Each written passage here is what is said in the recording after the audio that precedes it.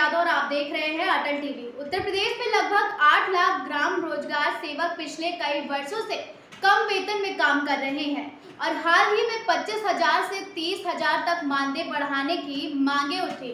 UP सरकार ने ग्राम पंचायतों को डिजिटलीकरण की दिशा में 278 करोड़ का बजट जारी किया, जिसमें ग्राम स्तर पर डिजिटल वर्कफोर्स तैयार की जाएगी। वहीं दिल्ली में 23, 24 और 25 को मनरेगा उपकर्मियों को लेकर बैठक होगी, जिसके बाद अगर सरकार कोई फैसला नहीं लेती है तो विशेष कदम उठाने की बात भी की जा रही है।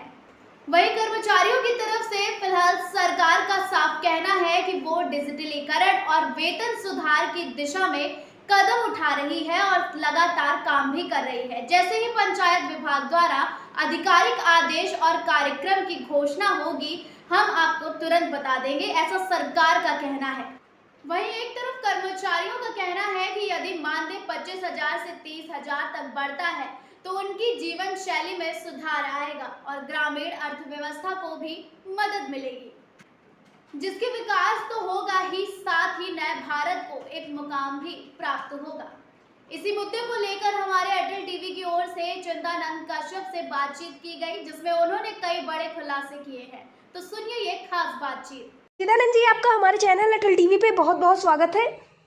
जी बहुत धन्यवाद चिदानंद टीवी चैनल को। जी चिदानंद जी, जिस तरह से देखने को मिल रहा है कि लगातार मनरेगा को लेकर समस्याएं बनी हुई हैं, आपके द्वारा अवगत कराया गया था कि तमाम तरह के कार्यक्रम भी प्रस्तावित है। मैं जानना चाहूंगी कि कार्यक्रम किस तरह से होने वाले हैं और कब कब होने वाले हैं। विगत कुछ समय से देखा जा रहा है कि अभी मनरेगा को लेकर केंद्र सरकार का ही गाइडलाइन चलती है और उनका जो है अभी NMMS के नाम पर या जो उसका भुगतान प्रक्रिया मजदूरों का है वो धीरे धीरे और भी जटिल होती जा रही है जी। और जिस तरह से अब मेट जो है को जो NMMS के द्वारा अटेंडेंस देना होता है जी, तो उसमें जिस तरह से कर्मियों को जो कार्रवाई के लिए किया जा रहा है जी, तो ये एक परेशानी का सबब बनते जा रहा है। डेली रिपोर्टिंग करना, बहुत सा काम करना रहता है GRS को जी, करेंगे, फिर ब्लॉक लेवल पे करेंगे, जिला लेवल पर करेंगे, तो भुगतान कब होगा, कैसे होगा? पहली समस्या तो ये है। दूसरी, जो मैंडेट का टारगेट बेस पहले बनाए हुए थे जी, अब काम अगर अधिक हो रहा है तो उस पर भी कार्रवाई करने की बात कर रहे हैं, जबकि मनरेगा मांग आधारित है। अगर काम मांगेगा तो काम देना है, ऐसा इसके गाइडलाइन में है जी।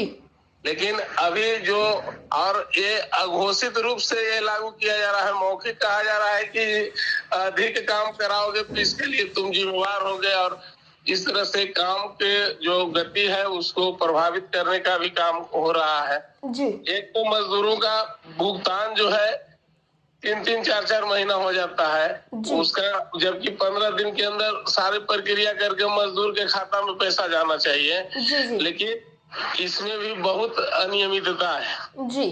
बावजूद जो है जो कर्मी मनरेगा को लगातार चला रहे हैं उनके सुविधा देने के, उनको वेतन देने के, वेतनमान लागू करने के बजाय बहुत सारी समस्याओं से लगातार जूझना पड़ रहा है। इनकी नौकरी समाप्त करने की प्रक्रिया जो है अंदर विभागीय जो अफसर है वो चालू कर दिए हैं, जबकि जो 18 साल 19 साल आज हो गया मनरेगा में जो काम कर रहे हैं उनको अभी 8वां वेतन लागू होने की तैयारी हो रही है, जिसमें कम से कम 70,000 से ऊपर सैलरी सबका होगा और यहाँ जो काम कर रहे हैं मनरेगा कर्मचारी उन्हें 30,000 भी वेतन मुहैया कराने के लिए सरकार नहीं विचार कर रही है जी। बिहार में मात्र 2,000 रुपया बढ़ा के छोड़ दिया गया, जबकि 8 साल से लोग इसके लिए प्रयासरत थे। तो इस तरह से मनमानी जो चल रही है, हर प्रदेश की यही स्थिति है जी। जब मनरेगा एक गाइडलाइन है तो वेतनमान सेंट्रल एम्प्लॉइज की तरह क्यों नहीं सरकार दे रही है जी।